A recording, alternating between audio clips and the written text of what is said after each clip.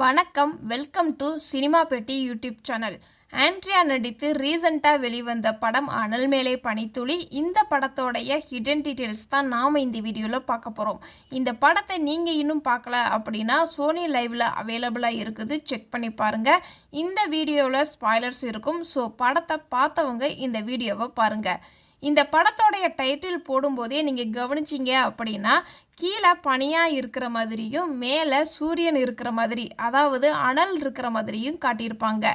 இந்த ஒரு ஷார்ட் மூலமாகவே இந்த படத்தோடைய டைட்டிலை டிசைன் பண்ணியிருப்பாங்க. இந்த படத்தோடைய ஸ்டார்டிங்லேயே ஆண்ட்ரியாவுக்கு என்கேஜ்மெண்ட் ஆகிற மாதிரி தான் காட்டியிருப்பாங்க. அப்போது அவங்க அம்மா அப்பாவுடைய பேரை மென்ஷன் பண்ணியிருப்பாங்க.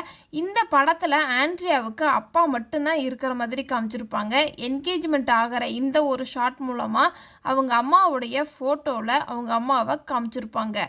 இந்த படத்தில் ஆண்ட்ரியா டெக்கத்லானில் வேலை பார்க்குற மாதிரி காமிச்சிருப்பாங்க. டெக்கத்லான்ங்கிறது ஒரு ஸ்போர்ட்ஸ் சம்மந்தப்பட்ட அதுக்கு தேவையான திங்ஸ் வாங்குறதுக்கான ஒரு ஷாப். ஆண்ட்ரியாவுக்கு சின்ன வயசில் இருந்தே ஸ்போர்ட்ஸ் மேலே இன்ட்ரெஸ்ட் மாதிரி காமிச்சிருப்பாங்க. அவங்க ஸ்கூல் காலேஜ் படிக்கும்போது ஸ்போர்ட்ஸில் கப்பெல்லாம் வாங்கின மாதிரி ஒரு ஷாட்டு வச்சுருப்பாங்க ஃப்ளாஷ்பேக்கில். இந்த கதையில் ஆண்ட்ரியாவை 3 பேர் சேர்ந்து ரேப் பண்ணிடுவாங்க. அப்போது ஆண்ட்ரியா கண்ணெல்லாம் கட்டி அன்கான்சியஸில் தான் இருப்பாங்க. ஆனாலும் ஒரு சில எவிடன்ஸ்லாம் சொல்லியிருப்பாங்க லேடி போலீஸ்கிட்ட. இந்த சீன் மாதிரியே இன்னொரு சீன்லையுமே கனெக்ட் பண்ணியிருப்பாங்க. இவங்க நல்லா கவனிக்கக்கூடிய ஆள் அப்படிங்கிற மாதிரி. டெக்கத்லானில் வேலை பார்க்கும்போது கூட வேலை செய்கிற சதீஷுங்கிறவரோடைய ஃப்ரெண்டு 2 டிஷர்ட்டை தெரியாமல் எடுத்துகிட்டு போகிற மாதிரி ஒரு சீன் வச்சுருப்பாங்க. அப்போ ஆண்ட்ரியா அவங்க சீனியர் ஆஃபீஸர் கூட பேசிக்கிட்டு இருக்கிற மாதிரி தான் அந்த ஷாட் இருக்கும். ஆனாலும் மற்ற ஸ்டாஃப்ஸு கஸ்டமர்ஸ்லாம் என்ன பண்ணுறாங்க அப்படின்னு கவனிச்சுக்கிட்டே இருக்கிற மாதிரி காமிச்சிருப்பாங்க. ஆண்ட்ரியா தப்பு பண்ணவங்களுக்கு தண்டனை கண்டிப்பாக வாங்கியே தரணுங்கிற கேரக்டராக இருப்பாங்க. இவங்க ஒர்க் பண்ணுற இடத்துலையுமே சதீஷ் தப்பு பண்ணினாலும் சதீஷ் கெஞ்சி கேட்பார், ஃபேமிலியெல்லாம் கஷ்டப்படுவாங்க அப்படின்னு. ஆனால் தப்பு பண்ணவங்கள மன்னிக்காமல் வேலையை விட்டு தூக்குற மாதிரி தான் அந்த சீன் வச்சுருப்பாங்க.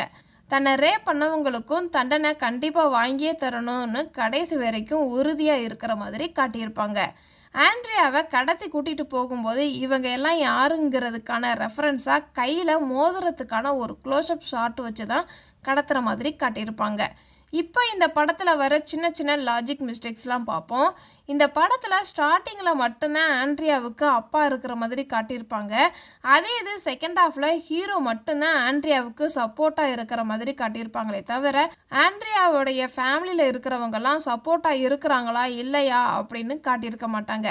ஆண்ட்ரியாவுக்கு அப்பான்னு ஒரு கேரக்டர் இருப்பார், அவருமே செகண்ட் ஹாஃபில் வரமாட்டார். அவர் எங்கே போயிட்டார்?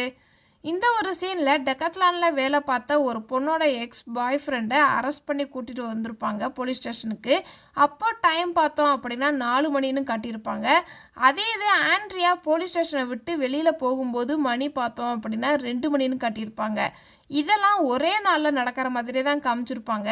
அப்புறம் எப்படி டைம் மட்டும் சேஞ்ச் ஆகிருக்கும்? இதெல்லாம் இந்த படத்தில் நான் நோட் பண்ணின சின்ன சின்ன ஹிடன் டீட்டெயில்ஸ். இதை தவிர நீங்கள் இந்த படத்தில் ஏதாவது நோட் பண்ணியிருந்தீங்கன்னா கமெண்ட்ஸை சொல்லுங்கள். டாடா பாய்.